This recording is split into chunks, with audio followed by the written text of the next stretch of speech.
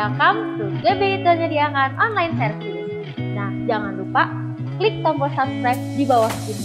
Dan percaya aja ya sama Tuhan kalau Tuhan itu baik bagi kehidupan kalian. Dan yang terakhir, ada informasi penting seputar GBI Menyediakan. Simak ya. Happy Sunday, God bless all. Bye-bye.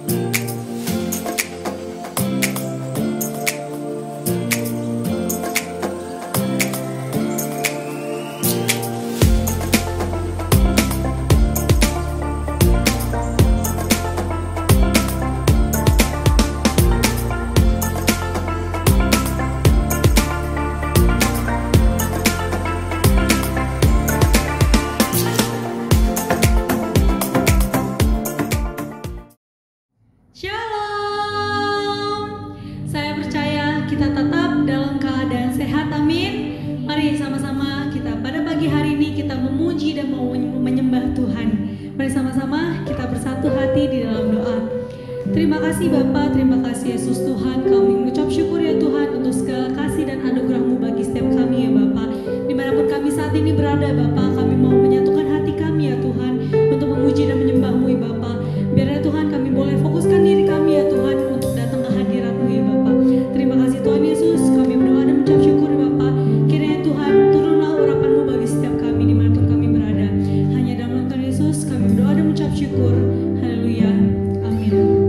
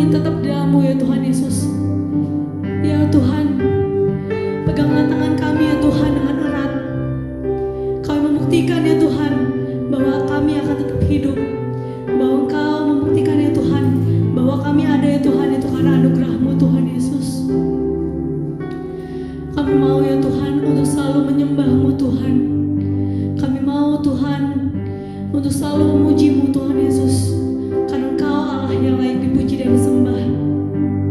Terima kasih Tuhan. Terima kasih. Layak dipuji disembah, Kaulah yang bertata dulu sekarang dan selamanya. Raja atas kamu raja,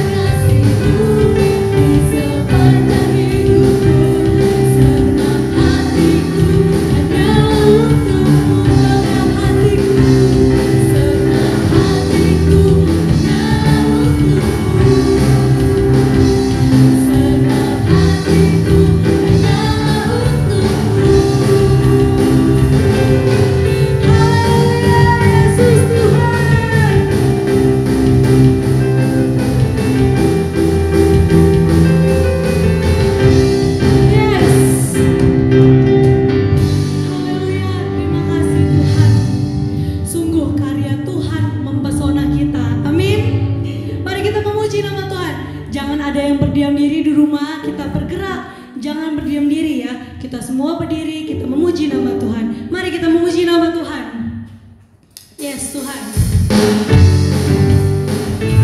Karya Tuhan sungguh mempesona. Haleluya.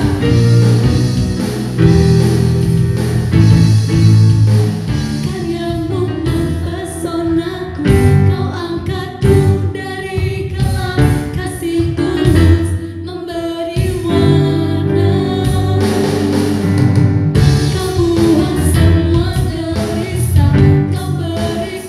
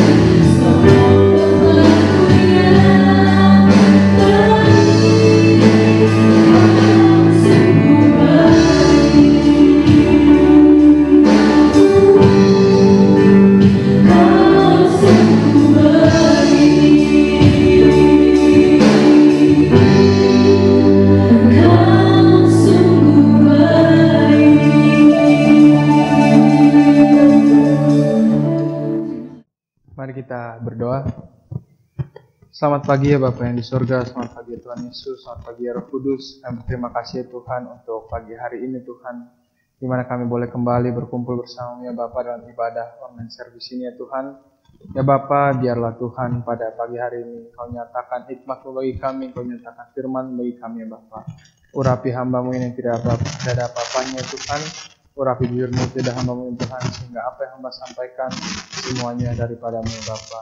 Dan bila Tuhan nyatakan firman-Mu dan hikmat-Mu Tuhan bagi kami di pagi hari ini, dan bila kami boleh menerima segala berkat dari firman-Mu di pagi hari ini Bapa. Di dalam nama Tuhan Yesus Kristus kami siap untuk menerima kebenaran firman-Mu ya Tuhan. Haleluya. Amin. Oke, Shalom jemaat Tuhan. Perkenalkan, nama saya Samuel.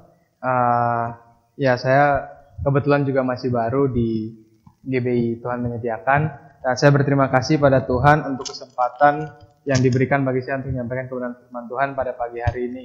Dan juga tentunya terima kasih buat Opa Rudi dan juga para staf pengerja yang memberikan saya kesempatan untuk menyampaikan kebenaran firman Tuhan pada pagi hari ini.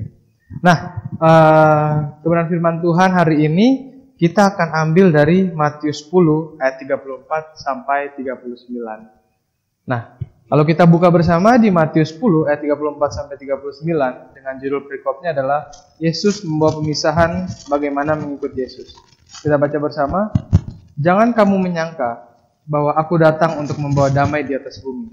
Aku datang bukan untuk membawa damai, melainkan pedang. Sebab aku datang untuk memisahkan orang dari ayahnya, anak perempuan dari ibunya, menantu perempuan dari ibu mertuanya, dan musuh orang ialah orang-orang seisi rumahnya. Barang siapa mengasihi bapa atau ibunya lebih daripadaku, ia tidak layak bagiku. Dan barang siapa mengasihi anaknya laki-laki atau perempuan lebih daripadaku, ia tidak layak bagiku. Barang siapa tidak memikul salibnya dan mengikut aku, ia tidak layak bagiku. Barang siapa mempertahankan nyawanya, ia akan kehilangan nyawanya.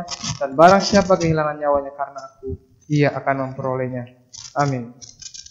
Nah, saudara-saudara, sebelum kita masuk ke dalam pembahasan firman Tuhan, saya mau memberikan sebuah analogi mengenai apa yang Tuhan Yesus maksud dengan pemisahan.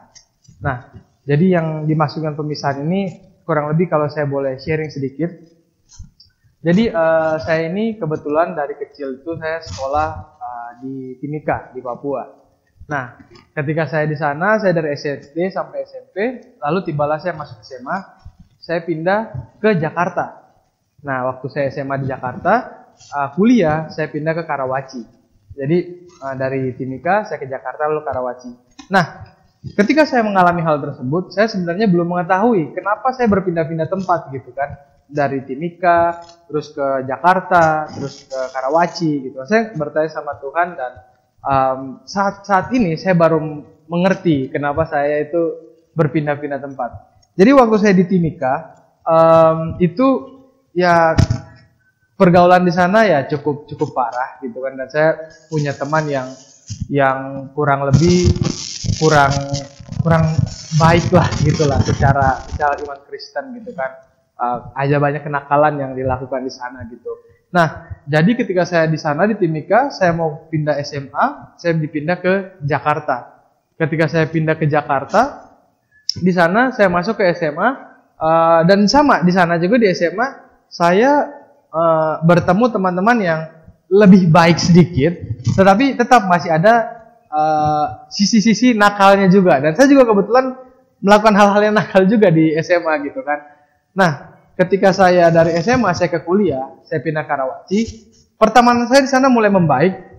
Ada beberapa karena saya berpindah ke kampus teologi. Nah, jadi ketika saya pindah ke kampus teologi, otomatis anak-anaknya ya dari 100% anak-anak mungkin 80% sampai 90% anak-anaknya baik lah. Saya 10% agak nakal. Nah, ketika saya berpindah-pindah tersebut, waktu itu saya belum paham dan sekarang saya paham kenapa saya berpindah-pindah adalah karena Tuhan memisahkan saya untuk menjadi hambanya Dia. Ketika Tuhan berkata memisahkan, Dia berarti membawa kita dari satu hal yang lama menuju ke yang baru. Dari hal yang kurang baik di pandangan Tuhan menuju kepada hal yang lebih baik di pandangan Tuhan. Nah, itu adalah arti dari kata kenapa Tuhan memisahkan. Itu adalah arti kata kenapa Tuhan memisahkan.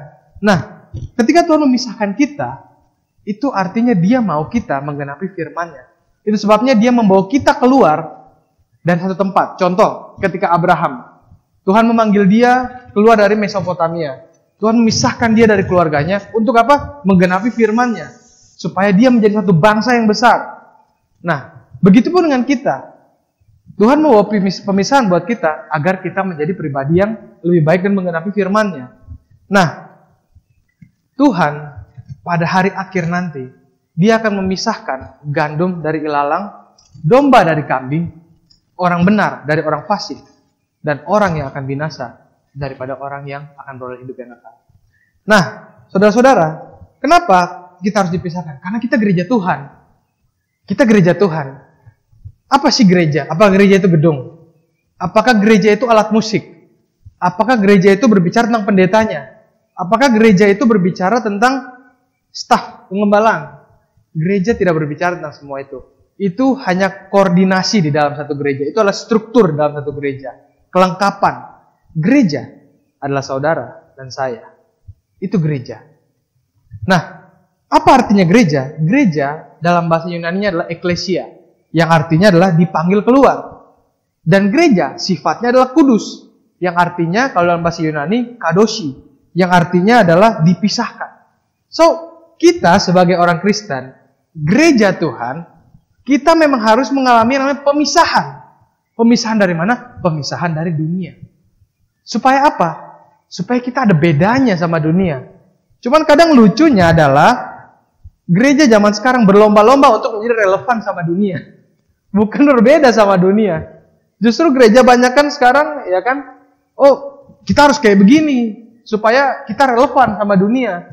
Kita harus begini supaya orang dunia tuh tertarik masuk ke kita gitu. Dan sadar tidak sadar lama-kelamaan bukan nilai gereja yang terbawa keluar dan mempengaruhi orang dunia, tapi nilai dunia yang masuk ke dalam gereja dan merusak sistem gereja. Ini harus kita hati-hati saudara-saudara. Nah, apa sih yang membuat kita berbeda dengan dunia ini? Satu, kasih. Kenapa saya bilang kasih? Contoh, ketika kita berkata, kita kenalan sama orang. Oh, orang apa dek? Orang Kristen. Nah, biasanya tuh orang-orang kan, wah, pasti orangnya baik, ya kan? Kalau zaman dulu ya kan, orang tuh kalau nyari karyawan tuh nyarinya apa? Orang Kristen. Karena apa? Orang Kristen dulu pandangan tuh baik, jujur, ya kan? Pekerja keras gitu, ya kan? Orang Kristen tuh, ya kan? Dikenal dengan kasihnya, dikenal dengan kebaikannya. Ya, kalau sekarang sih nggak tahu lah ya gimana. Itu kalau zaman dulu gitu kan. Makanya dulu kalau dulu Tuhan sempat izinkan orang tua punya usaha, itu usaha isinya orang pekerja orang Kristen. Orang tua nyari orang Kristen karena menurut mereka orang Kristen itu dapat dipercaya, baik dan jujur gitu kan, dan bekerja keras. Nah, itu yang membedakan kita saudara-saudara daripada orang dunia, yaitu Kristen adalah kasih. Kita memiliki kasih. Nah, coba kita buka di Matius 22 ayat 37 sampai 39 supaya kita memahami apa sih artinya kasih. Jawab Yesus kepadanya, kasihilah Tuhan Allahmu dengan segenap hatimu, dan dengan segenap jiwamu, dan dengan segenap akal budimu. Itulah hukum yang terutama dan yang pertama. Dan hukum yang kedua yang sama dengan itu ialah, kasihilah sesamamu manusia seperti dirimu sendiri. Nah, ini adalah inti dari ajaran kasih, yaitu mengasihi Tuhan dan mengasihi sesama kita. Ada di Matius 22 ayat 37 sampai 39. Nah, tapi pertanyaannya adalah, kok Tuhan bilang di Matius 22 ini kasihlah Tuhan Allahmu dan sesamamu. Tapi di Matius 10 ayat 35 sampai 37 justru di situ Tuhan bilang dia akan bawa pemisahan. Dan Tuhan malah bilang ya kan, siapa yang lebih mengasihi orang tuanya, anak istrinya, menantunya dan lain sebagainya, jauh lebih daripada mengasihi Tuhan, dia nggak layak buat Tuhan. Kok gimana Tuhan? Tadi Tuhan suruh saya mengasihi sama saya. Tadi Tuhan suruh saya mengasihi orang yang ada di dekat saya. Terus sekarang Tuhan malah bilang, kalau kamu lebih mengasihi mereka, kamu nggak layak buat saya. Maksudnya gimana Tuhan? Ya kan? Nah, kalau kita baca dengan cermat di Matius 22 ayat 38, itu jelas Tuhan bilang. Ya kan? Setelah dia bilang, kasihlah Tuhan Allahmu dengan segenap hatimu, dan dengan segenap jiwamu dan dengan segenap akal budimu. Yang 38 dia bilang, itulah hukum yang terutama dan pertama. Jadi, dibanding mengasihi manusia atau sesama kita, yang paling terutama adalah mengasihi Tuhan. Kenapa paling terutama mengasihi Tuhan? Ya kan? Karena terkadang gini, misalnya kita punya anak gitu ya, atau orang tua, ya kan? Tetapi hidupnya jauh dari Tuhan. Akhirnya dia melakukan banyak hal yang berdosa di mata Tuhan. Tetapi karena kita mengasihi dia, kita sayang sama dia, kita cinta sama dia, kita mengexcuse segala kesalahannya, memaklumi kesalahannya. Kita bilang, nggak apa-apalah. Sedangkan kalau kita emang benar-benar mengasihi dia, seharusnya kita tegur dia. Itu dosa, nggak boleh. Dan dengan itu kita menyatakan bahwa kita lebih mengasihi Tuhan dan perintah ketimbang mengasihi dia. Karena kalau kita membiarkan dia hidup dalam kesalahan, dia binasa. Dan ketika dia binasa, bukankah itu artinya kita jahat sama orang itu? Karena kita membiarkan jiwanya binasa.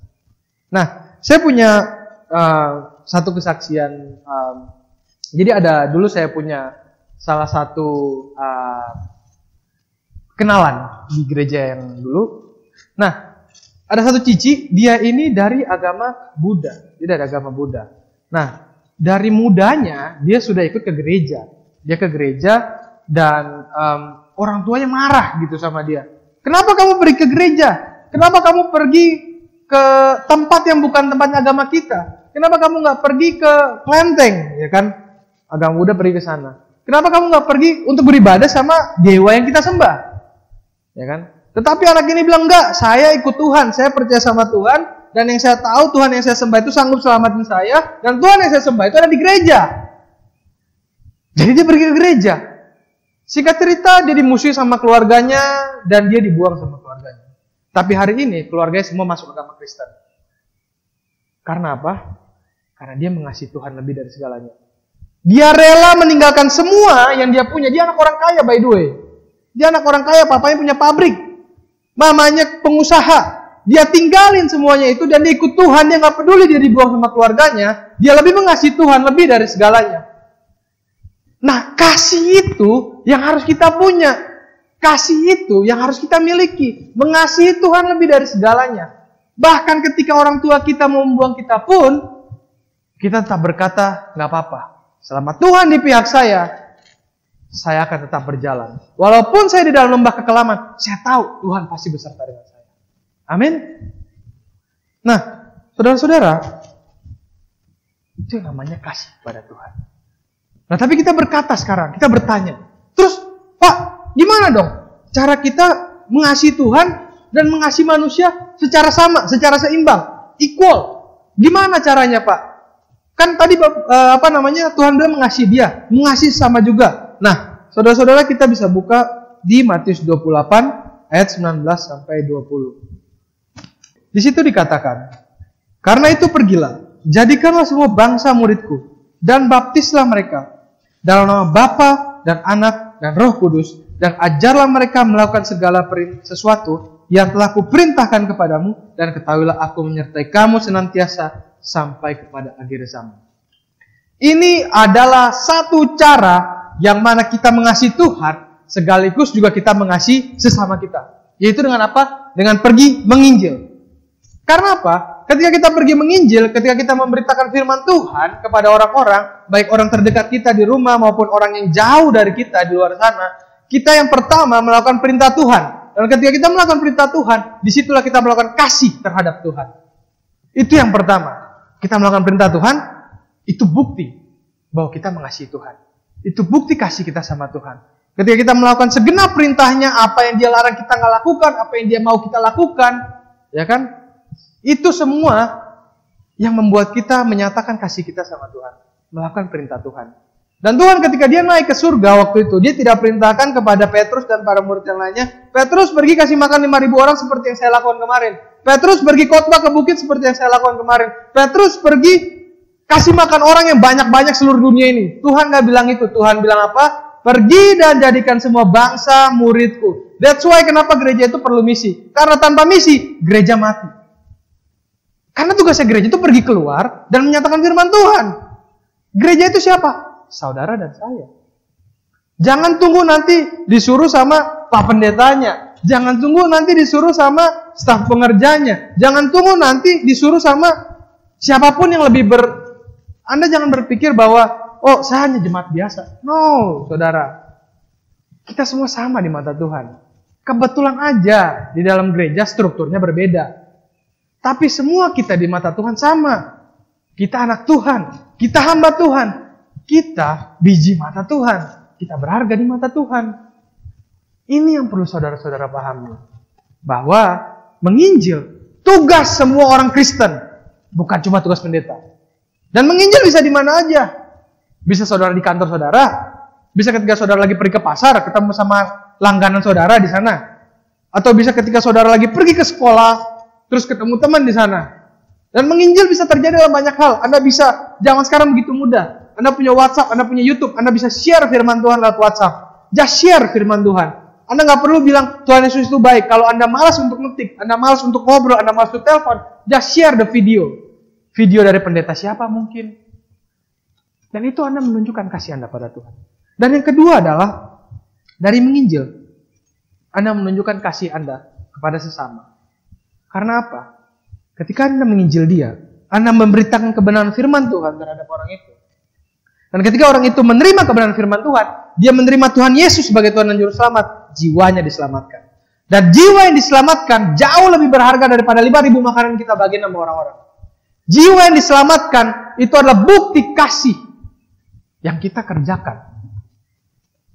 Saudara-saudara, jangan berpikir, wah, kalau saya mengasihi orang itu, tunggu nanti saya buat satu yayasan, and then saya bisa sumbang duit saya miliaran, ratusan juta ke yayasan.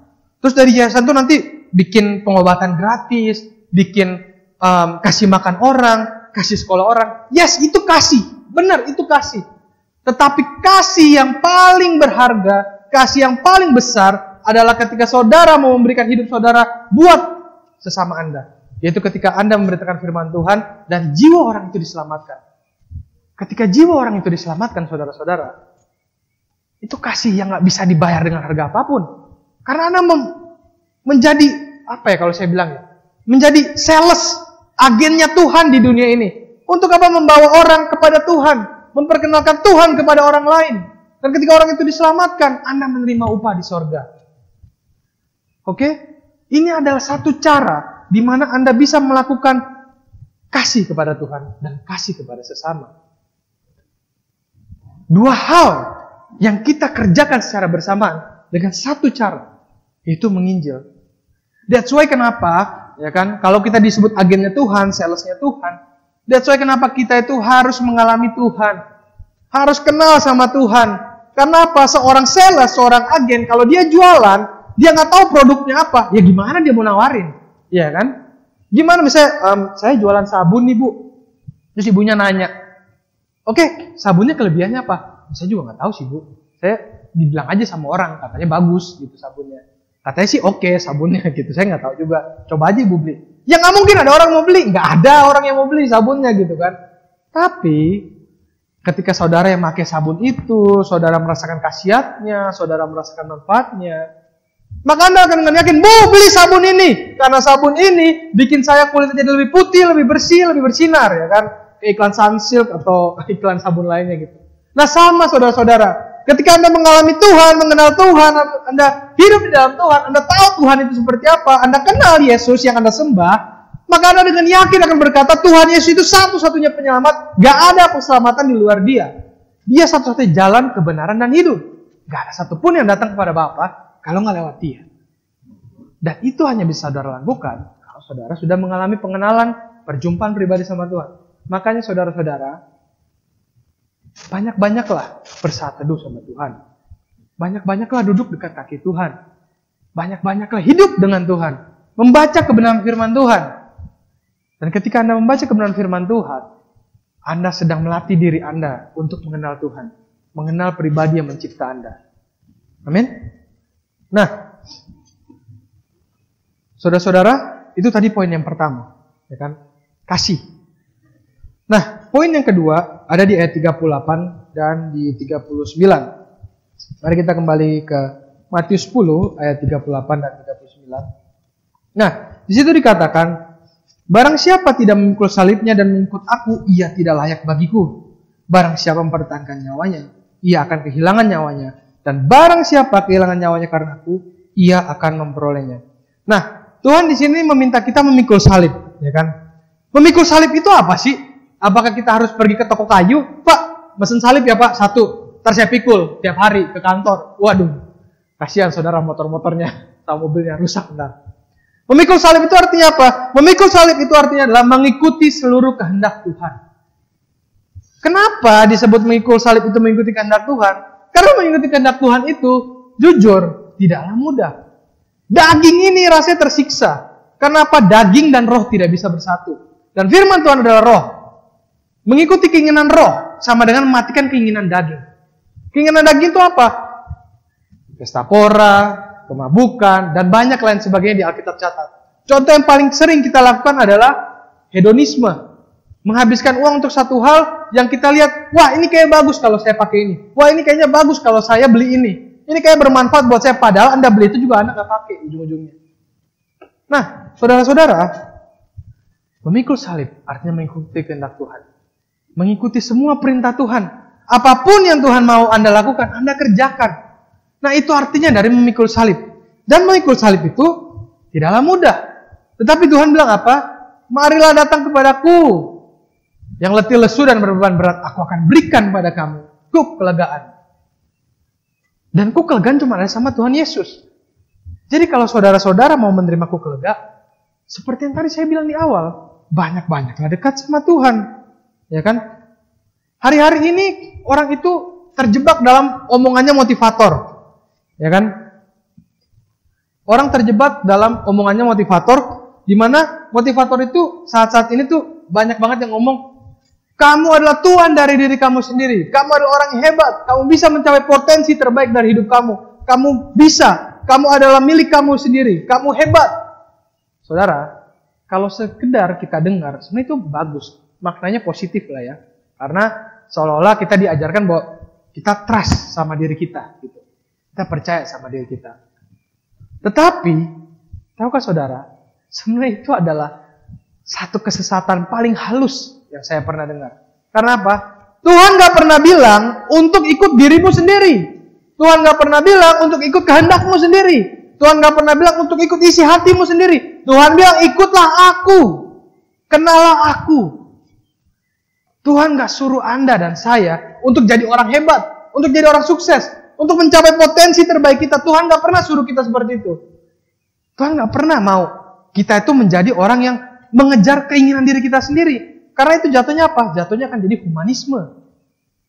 Memuaskan diri sendiri. Anda kejar semua cita-cita Anda. Anda kejar semua yang Anda mau. Dan akhirnya Anda berakhir di satu masa tua, sakit-sakitan, uang yang Anda udah kejar selama ini, ujungnya habis di rumah sakit untuk tabung oksigen dan infus. Dan banyak hari ini terjadi seperti itu. Kemarin saya baru ngobrol sama mama saya. Ada satu orang cukup kaya di kompleks saya. Rumahnya banyak sampai di luar negeri. Dan dia punya kolam renang di rumahnya, pembantunya sampai 3, supirnya 3, punya tentara di rumah yang jaga. Orang kaya lah pokoknya ini kan. Nah, tapi orang ini curhat ke mama saya. Dia bilang, hidup saya nggak tenang. Kenapa? Karena saya ini punya sakit. Dan sakitnya ini nggak sembuh-sembuh, saudara. Sakitnya nggak sembuh-sembuh. Nah, dia kaya, punya semuanya di dunia. Tapi hidupnya nggak tenang. Dia salah makan dikit sakit, ya kan? Masuk angin dikit sakit, dikit-dikit masuk rumah sakit, minum obat ini, minum vitamin ini, minum ini tuh. Apakah itu namanya hidup? Apakah itu hidup yang kita kejar? Saudara-saudara, yang paling enak dan orang yang paling bersyukur, ya kan? Yang orang yang paling menikmati hidupnya adalah orang yang tahu bersyukur akan berkat Tuhan. Ketika saudara bangun pagi, masih bisa hidup udara segar. Ketika saudara bangun pagi, masih bisa bergerak dengan leluasa. Ada makanan di meja makan, ada minuman di meja makan. Lalu keluarga semuanya bersuka cita. Itu berkat. Dan berapa banyak dari kita yang terkadang lupa itu berkat Tuhan, dan lupa untuk bersyukur, dan kita anggap ya itu biasa aja. Itu kan terjadi sama setiap orang. Yes, benar. Itu terjadi sama setiap orang. Tapi bayangkan bagaimana kalau Anda di dalam rumah sakit. Anda nggak bisa menikmati semua itu. Anda nggak bisa menikmati keluarga yang bahagia. Anda nggak bisa menikmati makanan yang Anda mau makan. Anda nggak bisa menikmati minuman yang Anda mau minum. That's why orang yang paling berbahagia adalah orang yang tahu bersyukur sama Tuhan. Nah, saya mau menutup firman Tuhan pada hari ini, ya kan, dengan satu kesaksian. Jadi saya saat ini berumur 24 tahun lah ya. Nah, orang di umur saya seharusnya yang lagi dia kejar adalah kesuksesan. Seharusnya yang dia kejar adalah bagaimana caranya punya rumah, punya mobil, motor, kumpulin duit, terus nikah, ya kan? Itu semua yang anak seumuran saya lakukan dan kerjakan. Dan itu pun yang saya lakukan ketika saya belum bertobat dan menerima Tuhan Yesus sebagai Tuhan dan Juru Selamat hidup saya. Saya sempat bekerja di satu perusahaan, dan ya di situ puji Tuhan saya diangkat jadi pemimpin di situ. Di umur saya masih waktu itu ya 24 tahun awal-awal. Saya di situ baru masuk, baru kerja sekitar 2-3 bulan. Lalu saya dipanggil sama bos saya diangkat jadi supervisor di situ. Saya angkat jadi supervisor, saya punya anak buah di bawah saya meeting sama pembesar-pembesar di atas saya, dan saya menjalani hidup yang mana anak muda semua impikan. Saya kerja, punya pangkat bagus, saya punya bisnis juga di luar kerjaan, dan saya lagi kuliah S2 juga. So basically, saya menjadi pria yang mana semua calon mertua itu idamkan gitu ya kan. Wah, ini kalau gue punya anak menantu kayak gini, mantep nih ya kan, kerja, punya bisnis, lagi kuliah S2, pendidikan oke, karakter bagus, kerjaan mantep ya kan. Semua terasa begitu indah ya kan. Semua terasa begitu indah sampai saya tiba di satu titik di mana saya jatuh di dalam yang namanya kesombongan. Nah, ketika saya jatuh dalam kesombongan, satu persatu ya wajarlah jadi orang yang sombong, karena bukan wajar sih, maaf saudara. Maksudnya ketika itu terjadi dalam hidup saya, ada banyak hal yang bisa saya sombongkan dalam diri saya. Dan saya jatuh ke dalam kesombongan. Saya ketika ketemu teman saya belum jadi apa-apa, saya cuma ngelihat mereka dan dalam hati gitu, gue lebih hebat dari lo, ya kan? Nah, sombong itu nggak selamanya tentang, lu punya apa? Gue punya ini, punya gue lebih bagus daripada lu. Sombong itu nggak selamanya tentang itu, saudara. Sombong itu kadang di hati, kita nggak sadar gitu kan. Di hati, dan kita berpikir kita ini lebih hebat dari orang lain. Kita ini lebih mampu dari orang lain. Kita ini lebih bisa melakukan banyak hal dibanding orang lain. Soalnya kita ini paling pintar, yang paling bisa, yang paling oke, paling kece lah. Itu udah masuk dalam kesombongan. Dan saya masuk ke dalam dosa itu. Saya menjadi orang yang sombong. Dan ketika saya sombong, Tuhan benar-benar menghajar saya hingga habis total. Kuliah S2 saya berhenti, bisnis saya tutup, dan yang terakhir adalah Tuhan bilang, kamu keluar dari kerjaan dan ikut saya. Saudara, untuk mengambil keputusan itu tidaklah mudah. Karena ketika itu saya di kantor sudah sampai di pangkat yang cukup bagus, bahkan saya sudah digadang-gadang sebagai calon manajer. Di umur yang masih 24 tahun, 25 tahun. Semua yang saya pikir akan saya kerjakan nanti di masa depan, ternyata Tuhan bilang, no, kamu stop dari situ, dan kamu ikut saya. Dan saya ikut maunya Tuhan, saya berhenti dari pekerjaan saya ikut Tuhan. Dan ketika saya berhenti dari kerjaan saya cuma bilang sama Tuhan, Tuhan, ya ada kesaksiannya sih, ada kesaksiannya kenapa saya berhenti juga dari kerjaan. Nanti kalau waktu yang panjang saya cerita sama saudara. Saya cuma bilang sama Tuhan, Tuhan, saya udah ikut maunya Tuhan sekarang. Saya keluar dari kerjaan saya lepasin apa semua yang jadi kebanggaan saya, jadi pride saya sebagai seorang cowok, dan saya ikut Tuhan. Tuhan mau saya kemana, saya ikut. Karena saya tahu Tuhan pasti nggak pernah ninggalin saya.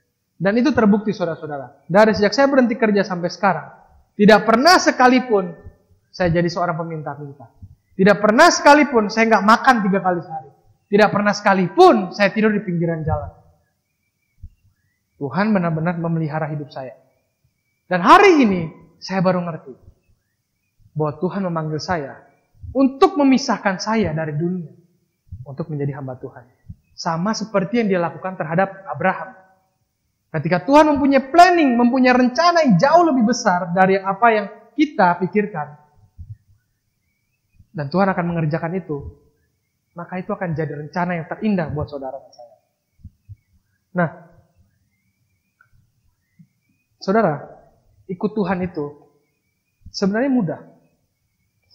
Seriusan, ikut Tuhan itu mudah. Sama kayak banyak murid-muridnya dia yang ikut waktu Yesus khotbah di bukit, kan banyak yang ikut dia kan. Kita mencatat aja ada 5.000 orang. Kan diperkirakan lebih dari itu. Itu orang yang ikut Yesus. Itu orang yang mengikuti Yesus kemanapun Yesus pergi. Tetapi Tuhan bilang di firman-Nya, jadikanlah semua bangsa muridku. Nah, jadi muridnya Tuhan ini yang tidak mudah, saudara. Jadi murid Tuhan ini yang perlu pengorbanan. Jadi murid Tuhan ini yang perlu harga untuk dibayar. Dan harga yang dibayar itu mahal. Anda harus menanggalkan kedagingan Anda. Anda harus menanggalkan ego Anda. Anda harus menanggalkan seluruh apa yang menjadi kebanggaan dalam hidup Anda. Baru Anda ikut Tuhan dan menjadi murid Tuhan. Jadi, kalau selama ini kita masih ke gereja saja, tetapi ketika disuruh menginjil kita nggak mau, ketika disuruh kita melayani kita nggak mau, ketika kita disuruh untuk melakukan sesuatu yang lebih dari seorang jemaat harus lakukan, kita nggak mau, maka kita tidak lebih dari hanya sekedar followers atau pengikut. Kayak di Instagram, ya kan, pengikutnya banyak 500 orang, tapi yang like foto paling cuma 80-an orang, ya kan? Itu followers banyak 500 orang, tapi yang paling like foto 80-an orang. Facebook, teman sampai ribuan. Tapi ketika kita upload foto yang like paling 100 orang. Paling like 50 orang. Pengikut itu banyak, saudara. Tapi sekarang Tuhan mau tanya sama kita semua. Kita mau jadi pengikut atau mau jadi murid Yesus? Kalau kamu mau jadi murid Yesus, kalau kita mau jadi murid Yesus, ada harga yang harus dibayar. Ada salib yang harus dipikul. Ada daging yang harus ditanggalkan. Siap gak saudara untuk melakukan semua itu? Kalau saudara siap, maka hadiahnya adalah hidup kekal bersama Tuhan di surga. Hadiahnya adalah hidup kekal, saudara-saudara. Dan kalau saya mau katakan bahwa ini adalah masa-masa terakhir, di mana saya merasa bahwa kedatangan Tuhan itu semakin dekat. Kenapa saya menyatakan seperti itu? Karena kalau kita lihat tanda-tandanya udah makin nyata. Kelaparan di mana-mana, ya kan? Peperangan di mana-mana. Hati manusia yang makin dingin. Orang makin ego dengan dirinya sendiri. Orang makin maunya ngikutin maunya diri sendiri. Ada orang yang kesusahan dia gak peduli.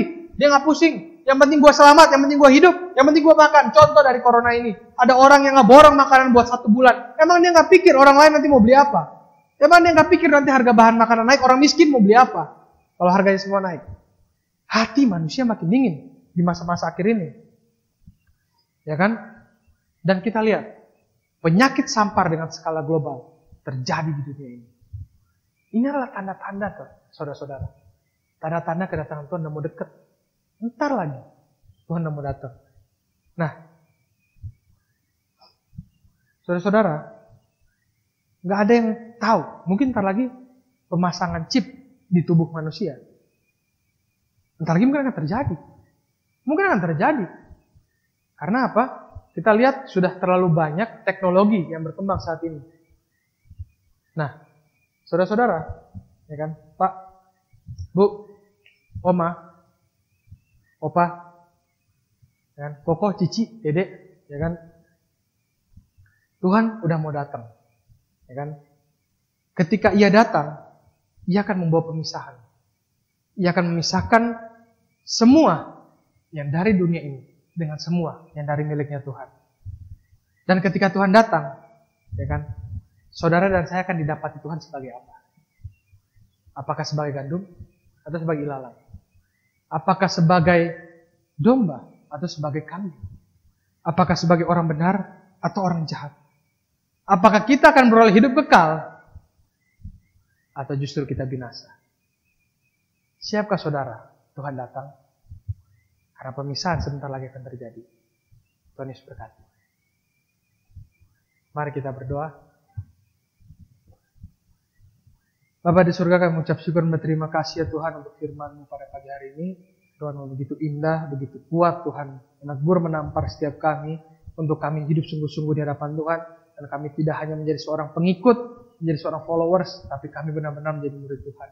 Dan kami tahu menjadi murid Tuhan itu ada harga yang harus dibayar, ada salib yang harus dipikul, ada kedagingan yang harus ditanggalkan. Ada semua hal yang menjadi kedagingan dalam diri kita yang harus dilepaskan untuk mengikut Tuhan. Oleh sebab itu Bapa, kuatkan kami, teguhkan langkah kami, dan layakkan kami untuk menjadi murid Tuhan, bukan hanya sekedar pengikut Tuhan. Di dalam nama Tuhan Yesus, biarlah firman-Mu menjadi kekuatan dan berkat bagi hidup kami Bapa. Di dalam nama Tuhan Yesus Kristus kami telah mengucap syukur dan berdoa serta berterima kasih. Haleluya. Amin. Haleluya Yesus Tuhan. Kembali kami datang di hadapan-Mu Tuhan Yesus, mengucap syukur dan terima kasih buat kebaikan Tuhan yang tidak pernah berkesudahan dari setiap hidup kami Tuhan sampai pagi hari ini Tuhan. Sungguh kami rasakan bahwa pemeliharaan Tuhan sungguh sempurna atas setiap kami Bapa, sehingga kami boleh dapat beribadah Tuhan pagi hari ini Tuhan. Semula karena kemurahan Tuhan yang Tuhan berikan bagi setiap kami Tuhan. Terima kasih Bapa yang baik, terima kasih Tuhan Yesus, terima kasih buat ibadah hari ini Tuhan yang Tuhan pimpin Bapa. Kami katakan bahwa ibadah hari ini berhasil dalam nama Tuhan Yesus. Terima kasih Bapa yang baik, terima kasih Roh Kudus, dan kami percaya Tuhan, kami percaya lewat ibadah live stream ini Bapak, Engkau yang memberkati seluruh umat-Mu Tuhan yang mengikuti ibadah live stream ini Bapak. Kami percaya Engkau ada di tengah-tengah keluarga mereka Tuhan, Engkau yang memberikan mereka kekuatan, Engkau memberikan mereka kesembuhan. Terima kasih Bapak yang baik, terima kasih Tuhan Yesus buat firman-Mu Tuhan yang sudah kami terima Tuhan pagi hari ini Tuhan. Kami percaya Tuhan, firman yang sudah kami dengar menjadi berkat bagi seluruh kami yang sudah mendengarkannya Tuhan.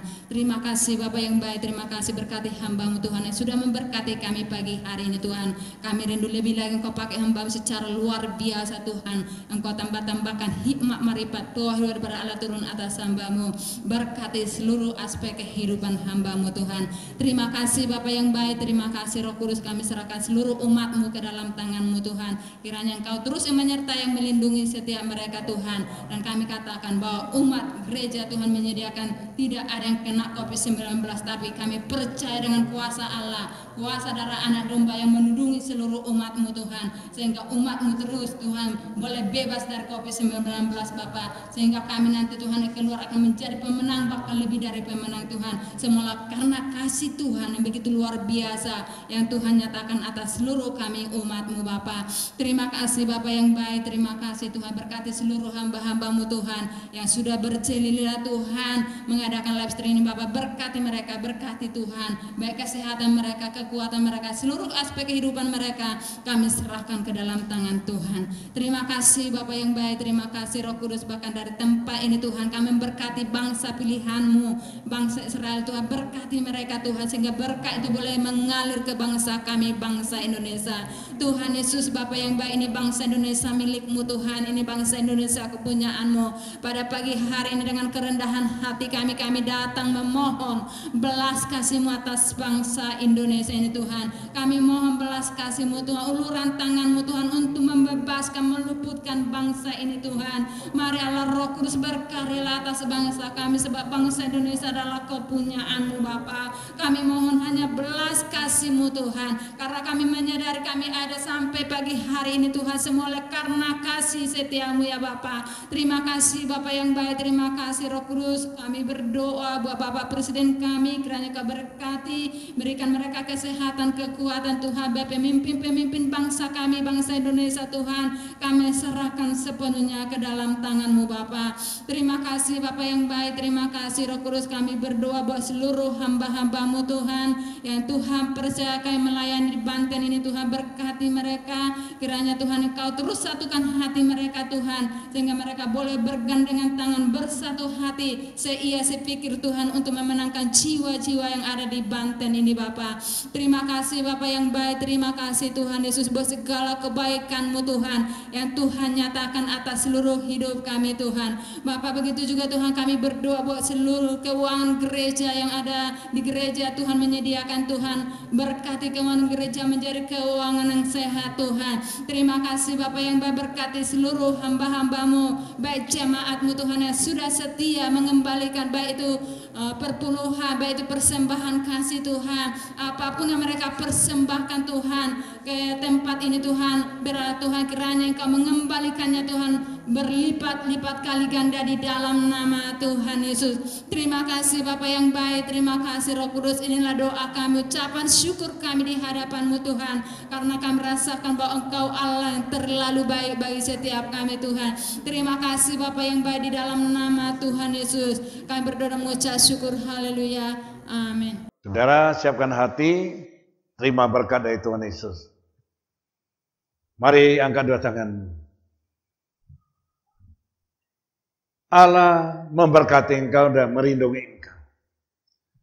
Allah hadapi wajahnya kepadamu, memberi engkau kasih karunia.